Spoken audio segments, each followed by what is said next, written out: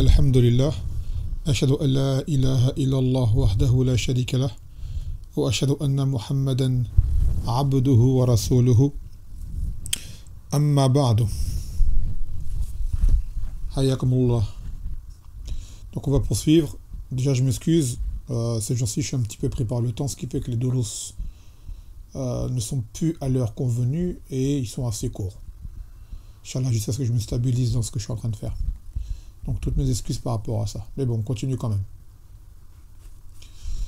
Donc, la dernière fois, on avait pris deux hadiths qui sont courts, qui sont Al-Adab fil Buyut, le comportement à avoir dans les demeures, et que Allah Azza wa Jal, lorsqu'il veut du bien à un foyer dans son entièreté, il y établit un rifq, qui est la douceur, entre les membres de cette famille, les membres de ce foyer. Ou al-hadith al-thani alladhi akhadna wa adab al-mabit al-jama'i, qui est le fait de comment se comporter, on va dire, en vie commune, que le Nabi sallallahu alayhi wa sallam, lorsqu'il entrait dans une maison, dans un lieu de nuit, et que les gens dormaient, il passait salam, un salam assez modéré, de sorte à ce que il ne réveille pas celui qui dorme et qu'il puisse se faire entendre de celui qui est réveillé. Donc prendre en compte la situation de chacun sans pour autant délaisser ces emblèmes de l'islam qui sont de passer le salam en rentrant. اليوم سنأخذ حديثا آخر ربما نأخذ حديثين parce qu'on va prendre deux. أولا هو آداب الطعام, le comportement à avoir lors du manger. Donc là, c'est l'un des comportements à avoir lors du manger, quand il y en a plusieurs. Hada wa al-hadith, nous sommes toujours dans le fasl du al-adab al-islamiyya, les comportements islamiques. Donc là, c'est le 93e hadith du kitab, qui est le 13e de ce fasl. يقول عن عمر ابن أبي سلمة رضي الله عنه قال كنت غلاما في حجر رسول الله صلى الله عليه وسلم وكانت يدي تطيش في الصحفة أو في الصحفة فقال لي رسول الله صلى الله عليه وسلم يا غلام سم الله وكل بيمينك وكل مما يليك فما زالت تلك طعمتي بعد متفق عليه. Donc dans ce hadith, c'est un sahabi qui est Omar ibn Abi Salama. Il dit: j'étais un jeune garçon habitant avec le prophète Mohammed sallallahu alayhi wa sallam. On va expliquer pourquoi il habitait avec lui. Et que ma main, lors du repas, se dispersait dans le plat. C'est-à-dire qu'il mangeait partout. Et le Nabi sallallahu alayhi wa sallam m'a dit: ô jeune garçon, nomme Allah, ça veut dire dis Bismillah avant de manger. Ça, on l'avait pris dans les Azkar de Ta'am. Et mange avec ta main droite. Et mange de ce qui est devant toi. Et il a dit: cette façon de manger n'a cessé d'être jusqu'à la fin. Ça veut dire il a appris, il a su et il a appliqué. Donc le rapporteur, c'est Omar ibn Abi Salama, Abdullah ibn Abd-al-Asad, Abd al-Asad, c'était sûrement un mushrik, al-Makhzoumi al-Qurashi, Rabib al-Nabi sallallahu alayhi wa sallam, wa ummuhu Salama zouj al-Nabi sallallahu alayhi wa sallam. Donc lui, c'est Omar, qui est le fils de Abu Salama. Et Abu Salama, c'était l'ancien époux de Salama, qui a été l'une des épouses du prophète Mohammed sallallahu alayhi wa sallam. Donc là, il s'agit de son beau-fils. D'accord? Car lorsqu'il s'est marié, le Nabi sallallahu alayhi wa sallam, avec Salama, elle avait déjà des enfants. Moi, le hadith que je connais, c'est lorsque le Nabi sallallahu alayhi wa sallam, lorsqu'Abu Salama il est mort, elle a fait un dua, elle disait plutôt: et quel donc époux pourrais-je avoir aussi bon que Abu Salama? Et là, le Nabi sallallahu alayhi wa sallam lui a pris un zikr à faire lors d'un décès. Elle a fait ce zikr, et de là, Allah Azza wa Jal lui a accordé un meilleur époux que son ancien époux, car elle était veuve. Et là, elle a eu le Nabi sallallahu alayhi wa sallam comme époux. Sauf qu'avant cela, lorsqu'il a voulu l'épouser, elle a donné deux raisons qui la rendaient réticente à cela. Première, elle a dit: j'ai une fille. Elle a dit: Nasallahu yarzuqaha, On demandera à Allah qu'il nous accorde le risque pour cet enfant. Et justement, dans ce hadith, ça ne parle pas de garçon. Donc, c'est pour cela que je ne connaissais pas l'existence de cet enfant. Et elle a dit, je suis très jalouse. Et elle a dit, on fera le dua pour que Allah minimise de cette jalousie. Car cette jalousie ne disparaîtra jamais. La jalousie, c'est un trait de caractère présent chez l'être humain de base, et il est présent chez la femme, ce qui est tout à fait normal lorsqu'elle est en polygamie. Ce qui est demandé, c'est que cette jalousie n'amène pas à outrepasser les limites. C'est tout. Mais cette jalousie, en réalité, elle est tout à fait noble, car c'est une marque d'amour envers l'époux. Donc là, cet enfant, qui est Omar, était le beau-fils, c'est-à-dire le gendre, du Nabi sallallahu alayhi wa sallam. Ce qui veut dire que le Nabi sallallahu alayhi wa sallam, vous savez, il s'est marié avec différentes femmes, et il a eu plusieurs sortes de femmes. Je m'explique. Sa première femme, c'était Khadija, comme vous le savez. Et elle était déjà elle-même veuve, et elle avait déjà... elle était plus âgée que lui. De combien, on ne le sait pas. Il n'y a aucun hadith qui affirme de combien elle était plus âgée que lui. Puis Khadija est morte. Radiyallahu anha. Ensuite, il a eu, je crois que c'est Saouda ou Aïcha. Je crois que c'est Saouda. Saouda qui également était un peu plus âgée. Après, il a eu Aïcha, qui était la seule épouse bikr qu'il a eue. Bon, on a déjà parlé par rapport à ça, par rapport à son jeune âge. On a déjà fait une explication par rapport à ça. Et il a eu différentes femmes. Et entre autres, parmi elles, il y avait Salama. Et Salama était une femme qui avait déjà des enfants. Et ce qui prouve que le Nabi sallallahu alayhi wa sallam a été polygame, mais n'a pas fait d'une polygamie, on va dire, c'était une polygamie qui était réfléchie, qui était sage, et qui était surtout compatissante. Parce que, malheureusement, aujourd'hui, beaucoup de frères, lorsqu'ils veulent se marier en polygamie, ils cherchent tous, en général, la jeune bikr. Et malheureusement, ils passent à côté de bien l'occasion d'avoir des femmes qui ont déjà été mariées, des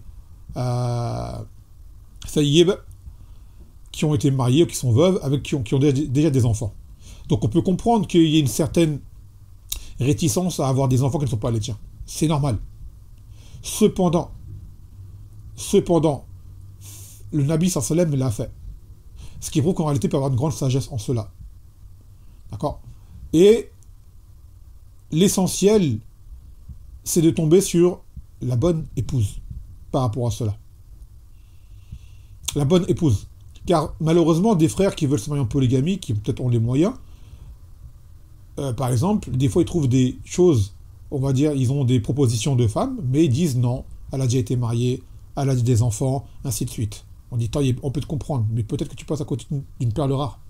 Une femme qui a déjà été mariée et qui a des enfants, mais peut-être qu'elle se trouve dans cette situation parce qu'elle est veuve, d'une part, ou alors peut-être que c'était une femme qui a subi des sévices de la part de son ex-mari, qu'on a été libérée, et qui voudrait repartir d'un bon pied avec un homme droit, par exemple. Et, vu ce qu'elle a subi auparavant, on espère d'elle que, vu qu'elle a connu le mal, que lorsqu'un bien va venir, elle saura le reconnaître et s'y accrocher fortement. Et je connais un frère personnellement qui s'est arrivé, et une histoire, elle est magnifique, qui s'est marié avec une femme qui a elle-même qui a déjà été mariée, il l'a prise en deuxième, elle avait déjà des enfants. Son mari était vraiment une personne mauvaise, elle a souffert avec lui, c'est-à-dire elle a sûrement se dire que si Allah le libère de cet homme-là qui se marie avec un homme un minimum droit, parce qu'à ce moment-là, ça va pas être difficile. Elle va dire déjà, si j'ai un mari sunni, salafi, qui a un minimum de comportement avec moi, je ne vais pas sauter sur le reste parce que j'ai trop souffert auparavant. Et c'est ce qui s'est passé. Le frère me fait des éloges de son épouse, incroyable. Incroyable. Il a dit, j'ai pas vu plus reconnaissant que cette femme-là. Et on dit qu'aux frères qui veulent s'engager dans la polygamie, de ne pas fermer les yeux sur ce genre de femmes. Il y en a parmi elles qui méritent justement un soutien, qui méritent de la présence, qui méritent, et qui sauront être reconnaissantes pour de vrai. Contrairement à peut-être une plus jeune, qui a le choix, qui peut te dire non comme elle veut, elle sait qu'elle est bikr, elle est jeune, donc elle peut avoir beaucoup de demandes. Donc elle sera peut-être plus frivole dans ses choix, contrairement à celle qui a vécu. Mais attention, là on parle de celles qui ont vraiment vécu et qui ont vraiment subi. Car certaines, malheureusement, sont dans une situation similaire par leur faute. Certaines sont divorcées par leur faute. D'accord ? Quand on écoute le discours, c'est un discours de victime, Mon ex-mari m'a fait, les ex-maris, c'est tous les fautifs, et elle, masha'Allah, c'est la perle rare. Ça, c'est en arrière-plan. Mais quand il y a un zoom, et que l'historique est connu, on se rend compte qu'en fait, cette femme-là, c'est elle-même qui s'est mise dans cette situation-là, en ayant adopté un comportement inapproprié avec ses époux qui a amené à des séparations. Et elle se retrouve seule. Mais en réalité, cette solitude, c'est elle qui l'a causée. Moi, je parle de femmes qui vraiment ont subi, et qui peut-être même ont patienté sur des hommes horribles. Et il y en a. Et c'est une occasion pour elle de pouvoir refaire sa vie, donc que les frères ne soient pas trop restreints dans leur choix, qu'ils ouvrent les yeux et qu'ils savent qu'il y a des femmes à la khayr, d'accord, parmi les sayyib, et que le Nabi sallam l'a fait. D'accord, l'a fait. Donc ce n'est pas négligé. Mais attention à celles qui sont les victimes. Ça veut dire que tu écoutes leur discours, elles ont subi tout le mal de la terre, les ex-maris, que des méchants, et en fait, quand tu la connais, tu te rends compte qu'en fait, au bout d'un mois, elle demande le divorce parce que tu l'as contrariée, parce qu'elle a été vexée. Celle-ci, je ne parle pas de ces femmes-là. Mais ces femmes-là, voilà, c'est pas des femmes qui sont chez Akira ou qui, voilà. Je parle de femmes qui ont vraiment subi, on a entendu des histoires, on a déjà reçu des mails, de ceux qui posent des questions avec des histoires qui font mal au cœur, malheureusement. Et ça existe. Et malheureusement, des frères, lorsqu'on propose, par exemple, il y a ça, ils disent non, mais elle a déjà des enfants, et kaza. Donc on dit réfléchissez à deux fois. Des fois, vous passez à côté d'une perle rare. Et cet enfant-là, il peut être comme cet enfant-là dans le hadith, il peut apprendre de toi, profiter de toi, et trouver, même si tu n'es pas son père, certes, trouver un équilibre dans un foyer, car la présence masculine est très importante pour lui. Surtout si c'est un garçon. Parce que le garçon sera amené à sortir, et la mère ne pourra pas le contrôler plus tard. Quand il est petit, machallah, mais quand il arrive à l'âge de 10, 11, 12, il sort, la mère n'est plus là pour le surveiller. Donc s'il y a un homme avec lui, à ses côtés, c'est encore mieux. Donc ce n'est pas une chose qui en soi, on va dire, c'est un choix à ne pas négliger. Et l'a dit le Nabi sallallahu alayhi wa sallam, man lariba an sunnati falaysa minni, celui qui délaisse ma sunna ne fait pas partie de moi. Donc on ne dit pas que c'est une sunna en soi de prendre une femme divorcée ou veuve, mais que le Nabi sallallahu alayhi wa sallam l'a fait. Et s'il l'a fait, il a forcément toujours fait les bons choix dans ce genre de choses. Donc ne pas, comme on dit, se priver soi-même d'un grand bienfait qu'on pourrait trouver, si Allah te permet de trouver une femme qui est à la khayr et qui a besoin de soutien et d'aide. Donc les frères réfléchissent à deux fois dans leur choix et ne précipitent pas et ne se tournent pas vers ce que tout le monde voudrait prendre en premier.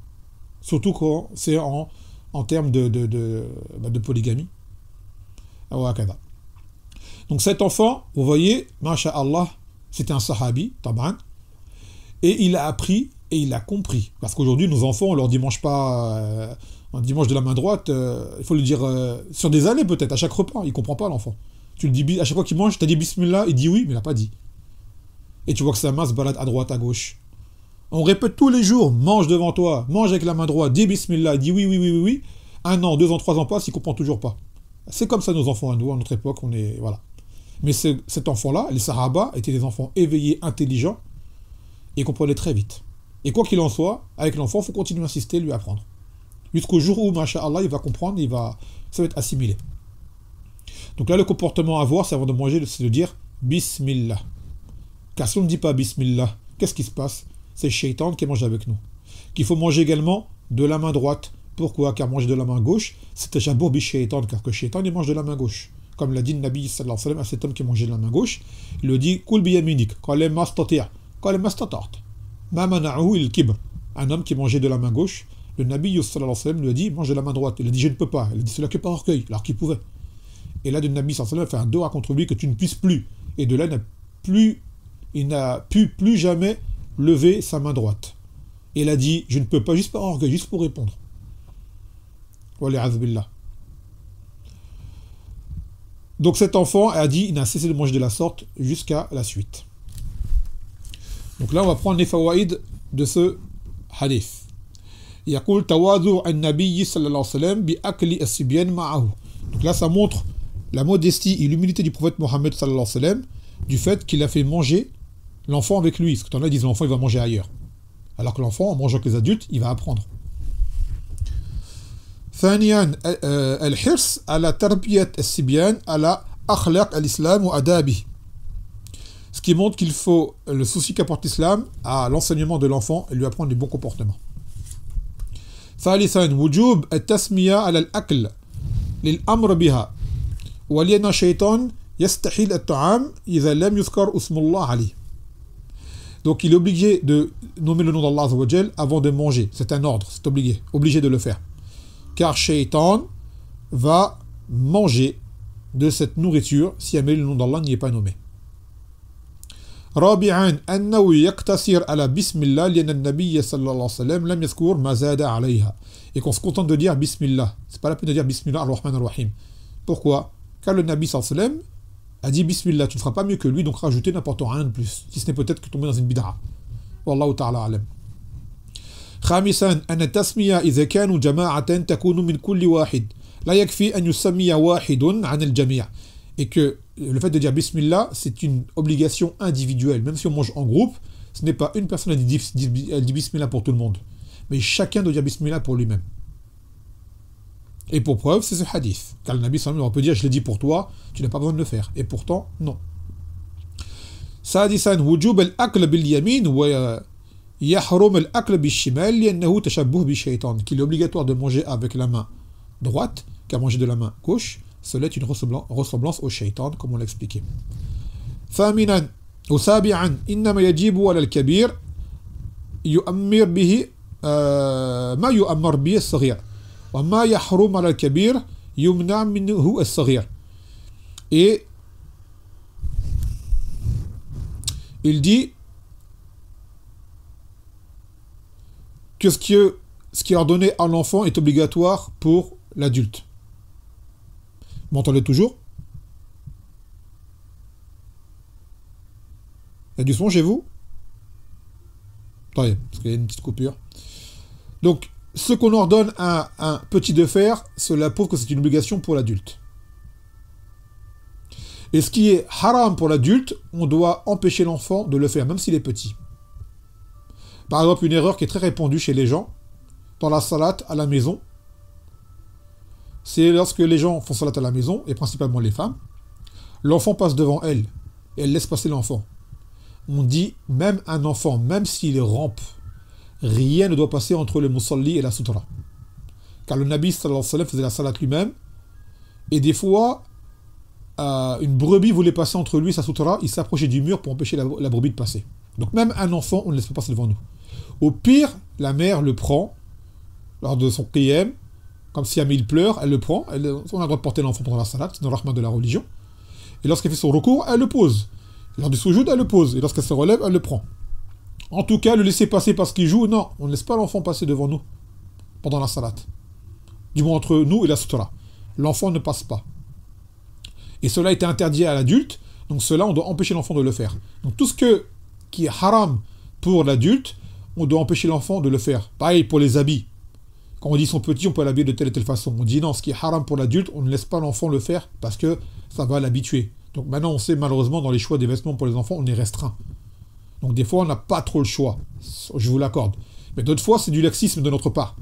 On habille les petites filles de façon incommode, qui ne convient pas à une femme. Le garçon également. D'accord? Donc ce qui est haram sur le père, on ne laisse pas l'enfant le faire. Ce qui est haram pour la mère, on ne laisse pas la petite fille le faire. Autant que possible. Autant que possible.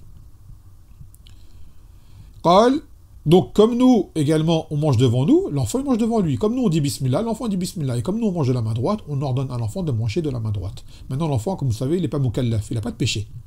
Mais nous, on a le péché de ne pas lui avoir appris. C'est comme la salat. Lorsqu'on dit qu'on doit ordonner à l'enfant de faire la salat à 7 ans. C'est lui ordonner qui est demandé. S'il ne la fait pas, tu as fait ton ordre. Mais lorsqu'il a 10 ans, il faut le forcer à la faire au point de le frapper s'il ne la fait pas. Si l'enfant ne la fait pas, il n'a pas de péché lui. Mais nous, on sera dans le péché de ne pas avoir appliqué ce hadith et cet ordre du Nabi sallallahu alayhi wa sallam. قال ثامنا وجوب الأكل بما يليه لأن أكله مما يليه غيره مضايقة وأذى لشريكه وسوء أدب ودلالة على شره. Donc l'obligation de manger devant soi, c'est pour ne pas déranger les autres qui mangent avec nous. Car la sunna en islam, c'est de manger à plusieurs, sur un même plat. Aujourd'hui, malheureusement, c'est une sunna qui est beaucoup délaissée dans les pays comme la France. Tout le monde mange dans son assiette avec son couteau et sa fourchette, ou sa cuillère. À la base, c'est Ak l'ijtima'i, il y a une baraka dedans, on mange moins en plus. C'est une solution. Bien des problèmes dans les gens qui se plaignent de faire trop de courses et de trop manger, ainsi de suite. Si cette sunna était appliquée, de manger dans un même plat, chacun devant soi, avec la main droite, en nommant le nom d'Allah Azza wa Jal, vous serez rassasié avec moins de nourriture. Et en plus, ça fait moins de vaisselle. C'est encore un tarfif pour les tâches ménagères. Ça fait moins de vaisselle. C'est plus rapide, c'est plus pratique. Il n'y a que du khayr derrière. Malheureusement, c'est pas trop appliqué. Et également, c'est un mauvais comportement d'agir de la sorte, de manger devant les autres. تاسعاً فيه دليل على ما كان عليه الصحابة من العمل بالعلم. Ce qui prouve les sahaba, comment ils étaient les sahaba, qu'ils appliquaient le ilm qu'ils avaient acquis. Et là, depuis l'enfance, depuis petit, ils agissaient selon les adillah. طيب. ثم نأخذ الحديث الرابع والتسعين وهو الرابع عشر. 93e hadith du kitab, qui est le 14e de ce kitab. Adab et sharab. Maintenant, le comportement à avoir lors de la boisson. Et ce hadith qu'on va prendre est valable pour la boisson et pour le manger également. قال عن أنس بن مالك رضي الله عنه قال قال رسول الله صلى الله عليه وسلم إن الله لا يرضى عن العبد أن يأكل الأكلة فيحمده عليها أو يشرب الشربة فيحمده عليها رواه مسلم. Il a dit Nabi sallallahu alayhi wa sallam que Allah est satisfait du serviteur qui le loue après avoir mangé, ne serait-ce qu'une bouchée, et qui le loue après avoir bu, ne serait-ce qu'une gorgée. C'est-à-dire, on loue Allah Azza wa Jal pour ce qu'on a mangé, aussi peu soit-il, et pour ce qu'on a bu, aussi peu soit-il. Donc vous savez, c'est la sunna de dire Alhamdulillahi après avoir bu ou mangé. Maintenant, il y a une chose que les gens y font, c'est quand ils rotent, par exemple, ils disent pardon ou autre. Il n'y a aucun dalil sur cela. Aucun dalil sur le fait de dire soit Alhamdulillah ou de dire Astaghfirullah après avoir roté. Il n'y a rien. Cependant, bien sûr que roter est un son qui est dérangeant et qui peut dégager des odeurs, donc on évite. D'ailleurs, il y a un hadith qui est venu, par contre je ne me rappelle plus de son degré d'authenticité, où un homme avait roté en présence du Nabi sallallahu alayhi wa sallam, il a dit épargne-nous tes rots en fait. Après le hadith, je ne me rappelle plus de son jugement. Donc bien sûr, quelqu'un qui a mangé ou quoi, il ne va pas se mettre à faire des gros rots devant tout le monde. Ce n'est pas un comportement, même simplement selon le urf, les coutumes des gens, qui soit noble. D'accord? Ce n'est pas noble de faire cela. Évidemment. Mais quoi qu'il en soit, le fait de dire pardon, si tu dis pardon, c'est peut-être du fait que tu as roté sans faire exprès, tu as dérangé les gens. Bon, là c'est possible. Mais de croire que c'est une ibada comme le fait de dire alhamdulillah, quoi, ça non. Il n'y a aucun dalil, en tout cas à ma connaissance, sur cela. Mais évitez bien sûr de déranger les gens avec ce genre de bruit et autres. Donc ce qu'il faut retenir du hadith, c'est lorsque tu as mangé, avant de manger, tu dis Bismillah. Et avant de boire également. Et on mange de la main droite, tout comme on boit de la main droite. Et on avait pris auparavant dans le hadith que lorsqu'on boit, on boit 3 gorgées. On ne boit pas d'un trait. Pour pouvoir respirer entre chaque cycle de boisson. Et une fois qu'on a bu, et si la sunna c'est de boire assis. C'est mustahab, c'est recommandé de boire assis. Et on avait expliqué également qu'il ne fallait pas boire au goulot, dans une bouteille dans laquelle tout le monde boit. Si vous vous rappelez bien, on est pris au début du kitab. Boire à la bouteille. Maintenant, c'est ta bouteille à toi, il n'y a que toi qui bois dedans, tu as le droit. Maintenant, c'est une bouteille commune, on ne boit pas à la bouteille. Et il est recommandé de boire assis et non pas debout. Et pareil pour la nourriture, de manger assis et non pas debout. Et là, ce qu'on retient de ce hadith, c'est qu'après avoir mangé ou bu, on dit alhamdulillah, on le loue pour ce bienfait qu'il nous a accordé de la nourriture et de la boisson. يقول فوائد الحديث, donc les enseignements de ce hadith.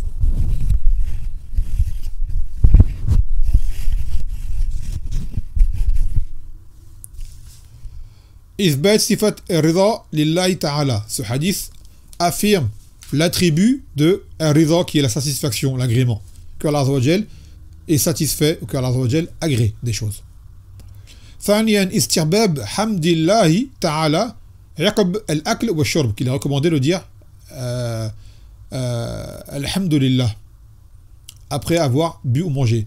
Et ne pas faire l'erreur, comme beaucoup y répètent, ils disent hamdullah. Ça veut rien dire hamdullah. Hamdullah, ça veut dire louange d'Allah. Et non pas la louange pour Allah. Donc on dit Alhamdulillah. On ne dit pas Hamdullah comme les gens disent. C'est comme Astaghfirullah. Les gens ils disent Astaghfirullah. Ça veut rien dire Astaghfirullah. Même comment ils l'écrivent. Hein. Comme ils l'écrivent, ça n'a aucun sens. On dit Astaghfirullah. Le verbe c'est istighfara. Istighfara yastaghfiru. Et toi tu dis Astaghfiru Allah. Je demande pardon à Allah. Il y a également ثالثا أن حمد الله عقب الأكل والشرب من أسباب رضا الله عن العبد. Que le fait de dire Alhamdulillah après avoir bu ou mangé, c'est une cause d'obtention de l'agrément d'Allah. C'est un acte tout simple, mais qui peut apporter beaucoup pour le serviteur. رابعا من آداب الشرب عفوا الواردة في أحاديث أخرى. Donc maintenant, il va voir d'autres comportements à avoir lorsque l'on boit. Donc on les a expliqués auparavant, le fait de dire Bismillah avant de boire également, de ne pas souffler à l'intérieur du récipient dans lequel on boit, ça on l'avait pris également auparavant, de boire 3 fois, comme on l'a dit tout à l'heure, pour pouvoir respirer, et le fait de boire en étant assis. Non.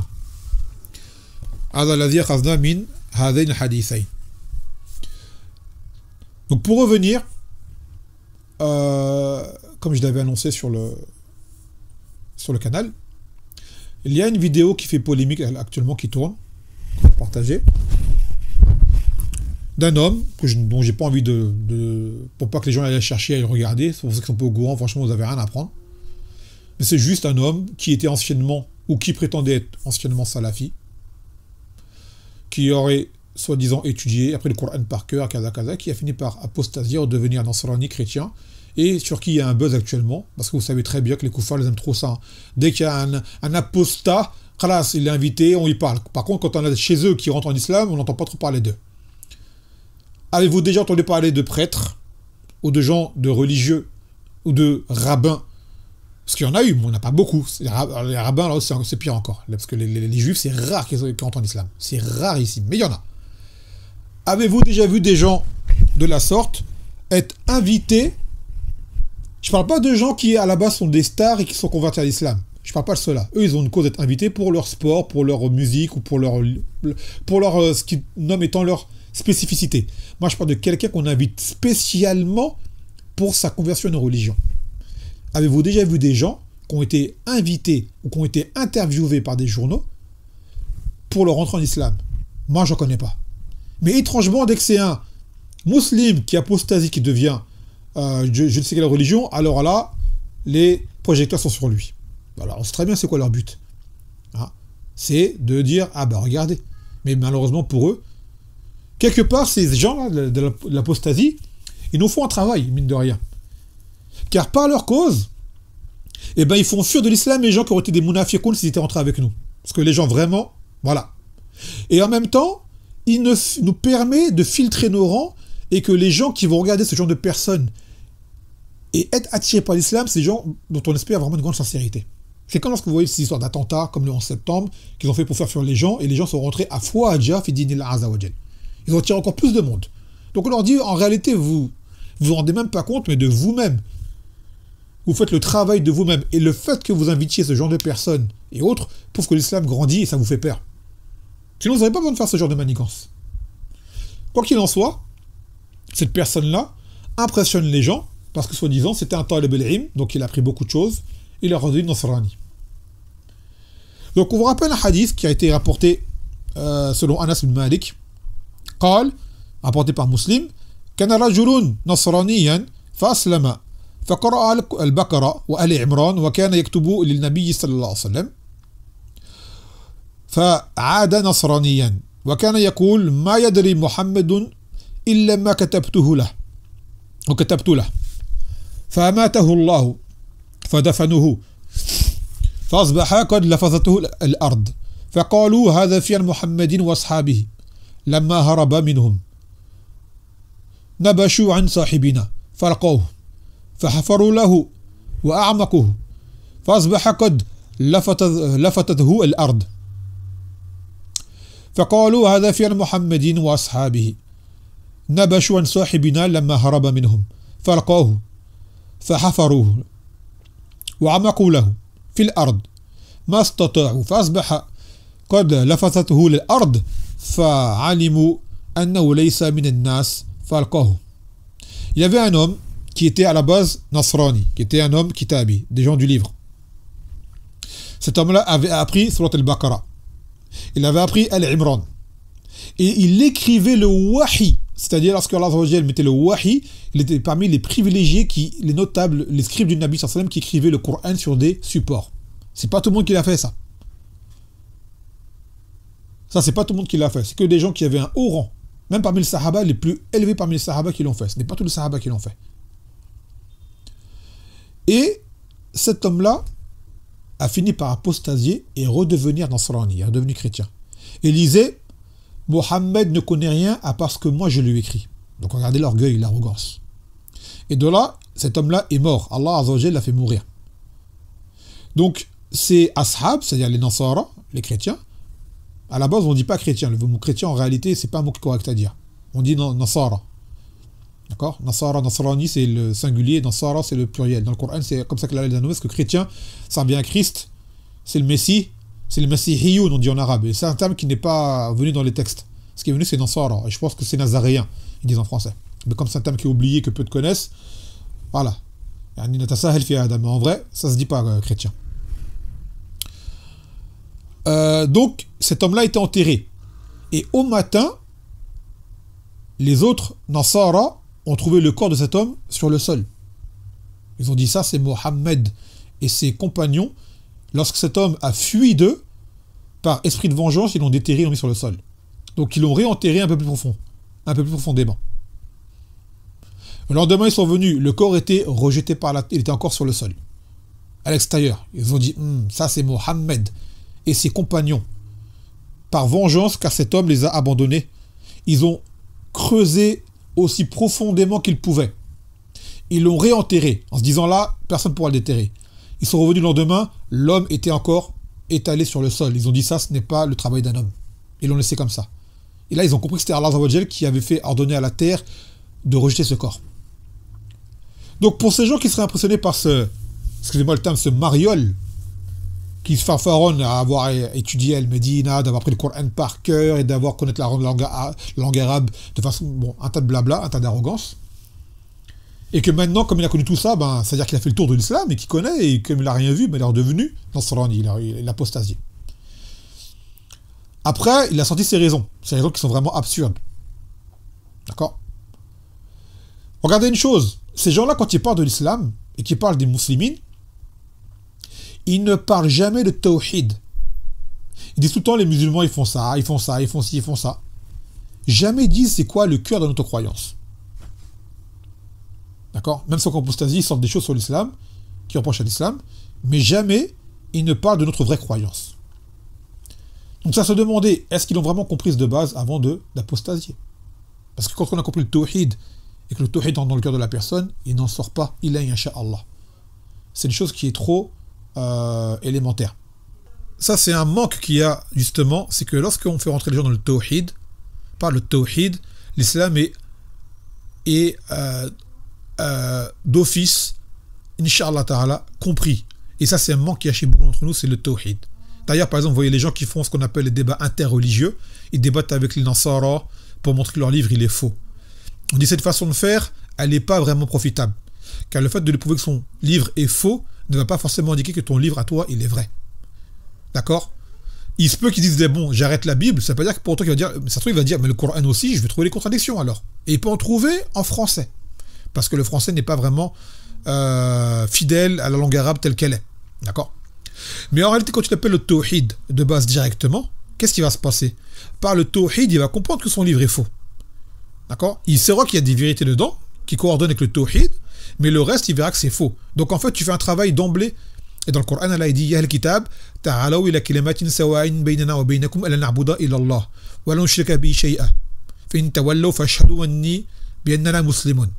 Dans le Coran, Allah dit bien, à ce prophète de dire, ô vous gens du livre, venez à une parole égale entre nous et vous, d'accord, de ne rien adorer en dehors d'Allah, de ne rien lui associer. Et que si jamais vous vous détournez, alors sachez que nous sommes du nombre des soumis. Donc le Nasrani, c'est à ça qu'il faut l'appeler. Principalement l'appeler au tawhid. Et non pas à faire un débat avec lui pour montrer que son livre il est faux. Que dans tel voilà quoi. Ce n'est pas un mal si jamais tu connais, tu peux lui montrer, mais la base de la da'wa des gens du livre, c'est sur le tawhid. Et toute personne, c'est le tawhid. T'appelles même un musulman qui a délaissé sa religion, tu l'appelles à revenir, c'est pas le tawhid. Et quand le tawhid il est acquis, et ainsi de suite, tu as un grand espoir que cette personne-là fera un vrai acheminement dans l'islam. Donc en fait, il ne faut pas être impressionné de voir des gens qui prêchent à l'islam, qui appellent plein de gens à l'islam, et qu'en réalité, ces gens-là rentrent dans un islam, on va dire, folklorique, culturel, émotionnel. Donc je vous invite à réécouter la conférence que j'avais faite, parce que les gens, maintenant, quand ils entendent l'islam, ils cherchent des choses qui n'est pas le tawhid. Ils cherchent un bien-être, ils cherchent le repos de l'âme, tout ça, c'est des choses que tu vas obtenir, mais ce n'est pas le but de l'islam en soi. Le but de l'islam, c'est d'adorer Allah seul, sans associer. Et si jamais tu fais cela, là, tu vas obtenir ce bien-être. Là, tu vas obtenir ce bonheur sur terre. Là, tu vas obtenir ce repos et cette paix que tu recherches. D'accord? Et ça, malheureusement, trop de gens rentrent en islam sur un côté émotionnel. Et quand ils ont une idéologie en tête qui est encore enfouie en eux, qui ne la trouvent pas en islam, et bien ils remettent l'islam en question. Et de là, on voit plein de gens qui apostasient. Parce qu'ils disent, ouais, je croyais qu'en islam il y avait ça, en fait, il n'y a pas ça. Je pensais que les musulmans étaient comme ça, en fait, ils ne sont pas comme ça, ainsi de suite. Mais celui qui a compris le tawhid, il ne regardera pas les musulmans après, il regardera sa religion. Même si 10 000 musulmans sont égarés, il ne sera pas à voir. Il dira, c'est eux qui sont dans l'erreur. Le tawhid, c'est une chose qui est claire. Trop de gens se basent sur les actes. Par exemple, plus cet homme-là, il ose dire que dans le Hajj, il avait des choses qui étaient immondes de la part des gens. Il dit, alors, si les gens ont fait des erreurs, est-ce que ça veut dire que l'islam est une erreur en soi? Et il y a un alim qui le disait qu'aujourd'hui, si la plupart des gens n'entraient pas en islam, c'est à cause de nous. Hein. C'est à cause du comportement des musulmans. Mais l'islam est intact. L'islam est parfait. D'accord? Donc on s'accroche à notre religion et non pas aux individus. Et plus un individu est accroché à la religion, et plus on s'accrochera à lui dans le sens où il sera proche de nous. Donc tout ça pour dire, ne soyez pas perturbés par ces gens à chaque fois qu'ils nous mettent devant les yeux pour nous faire douter. Voilà, il n'y a rien à douter. Il n'y a pas à douter. D'accord? Allah nous a donné le plus grand bienfait qui soit, c'est cette religion. Avec le tawhid et la sunna, une fois qu'on y est, on s'y accroche jusqu'à la mort. Quoi qu'il nous arrive, quitte à être pauvre, quitte à avoir faim, quitte à affronter la maladie. De toute façon, Allah nous l'a promis que ça va nous arriver. Ça, on vous le répète à chaque fois. Donc ne pas dire je suis rentré dans l'islam, je suis tombé malade. C'est normal. Allah, il t'éprouve, voir si vraiment tu es sincère. Est-ce que les gens pensent qu'on va laisser dire nous croyons sans être éprouvés? Tu seras éprouvé. Tu seras éprouvé. Et ça, il faut avertir les gens quand tu entends l'islam. Il faut dire, tu seras éprouvé. Sache-le. Ne crois pas que maintenant que tu es en islam, la vie elle va être belle. Elle sera belle d'un côté par rapport au ressenti, mais par rapport à l'extérieur, tu vas affronter beaucoup de choses. Car maintenant, tu rentres dans la réalité des choses. Cette réalité que beaucoup de gens fuient par l'alcool, par les drogues, par le divertissement. Ils fuient la réalité, les gens. Ils veulent faire les autruches, mettre la tête dans le trou. Tu dis, toi, tu sors à la tête et tu regardes et tu affrontes. Avec sobriété, avec irtisab, avec sobre, et surtout par la foi. Dis tout ce que les gens fuient, toi maintenant, en islam, tu vas l'affronter. Mais noblement, fièrement. Et si jamais tu passes, on va dire, ce cap, car le but, ce n'est pas, on va dire, la victoire, c'est de mourir sur l'islam, en fait, tout simplement. C'est ça la victoire. Aïeb, c'est de mourir sur l'islam. Celui qui obéit à Allah, son messager, a cette réussite, une grande réussite. Donc la victoire, en fait, ton combat, c'est toute ta vie. Et de mourir sur l'islam. Wala tamutunna illa wa antum muslimun. Et de mourir qu'en étant en pleine soumission. Donc, faites attention. Ne vous faites pas perturber par tout ce buzz, ces polémiques qui ne servent à rien. Ces gens-là, ils n'ont rien. Ils ont les mains vides. Sans quoi ils ne feraient pas tout ce cinéma-là. Mais comme ils voient que l'islam est en train de monter, ils ont peur. Alors ils cherchent à vous déstabiliser et à faire fuir. Mais sachez une chose, quoi qu'ils fassent, ils veulent éteindre la lumière d'Allah avec leur bouche. Cependant, Allah veut que sa lumière éclate, n'en déplaise aux kuffars. Et vous soyez fiers que Allah vous ait choisi et vous ait mis sur sa religion. Soyez-en fiers. Mais surtout restez humbles et craignez-le, car tant qu'on est vivant, on n'a pas gagné, personne n'est à l'abri d'une dérive et d'une apostasie. Et souvent, ces gens-là, vous savez qu'on apostasiait comme ça, c'est des gens qui déjà de base avaient dans leur cœur un problème. De base. Car la sincérité, elle ne part pas comme ça. C'est des gens qui de base, même dans leur islam prétendu, devaient être des gens vraiment bizarres. Et ça, seuls les gens qui les ont côtoyés peuvent en témoigner. C'est des gens qui veulent avoir des choses bizarres déjà de base. Donc vous, si Allah vous a rendu muslimoun, remerciez-le, défendez sa religion, accrochez-vous-y autant que vous soyez. Protège Allah, ça protège sa religion, Allah te protégera. Et tu n'as pas à avoir peur du reste à affronter. Quand je parle d'une peur, c'est d'une peur qui t'amène à transgresser. La peur, elle est là, elle est en nous. Mais cette peur-là, on doit la dominer. Pour Allah Azza wa Jalla, ça c'est un combat qui revient à chacun. طيب نكتفي بهذا القدر نقول سبحانك وبحمدك لا إله إلا أنت أستغفرك وأتوب إليك والسلام عليكم ورحمة الله وبركاته.